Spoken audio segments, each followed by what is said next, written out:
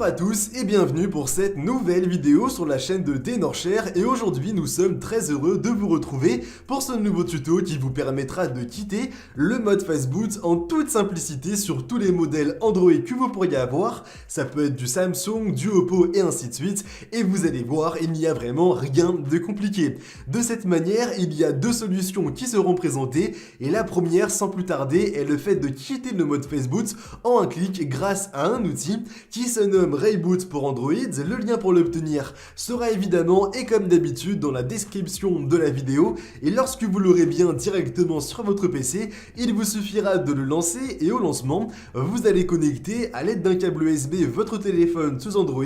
à votre PC et lorsque vous l'aurez bien fait, il vous suffira de bien lancer Rayboot pour Android.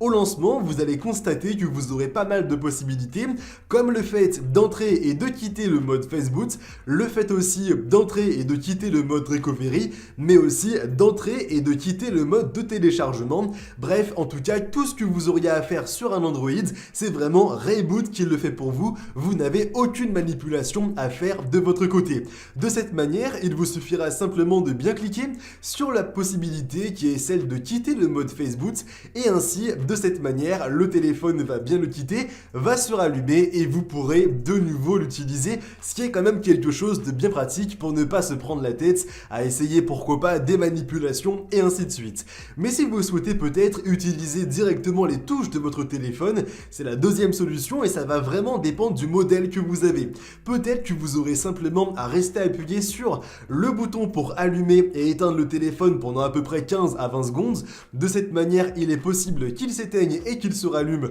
sans pour autant être dans le mode Fastboot, mais aussi certains modèles comme notamment les Xiaomi devront impérativement appuyer sur le bouton pour allumer et éteindre le téléphone, mais aussi celui vers le volume du bas. Donc c'est vraiment à des moments quelques manipulations à bien faire selon le modèle que vous avez, ça va vraiment varier, mais en tout cas vous avez les deux possibilités qui existent et celle évidemment, et je vous le dis maintenant par rapport à Rayboot, fonctionne aussi sur tous les modèles Android, il n'y a vraiment aucune prise de tête par rapport à ça. Bon maintenant, j'espère évidemment que la vidéo en ma compagnie vous aura plu, si jamais c'est le cas, n'hésitez pas à nous laisser un maximum de pouces bleus, c'est la petite récompense qui nous fait évidemment toujours très plaisir. Et maintenant, je vous dis simplement à très bientôt pour de nouvelles vidéos. C'était Soussou, allez, bye tout le monde!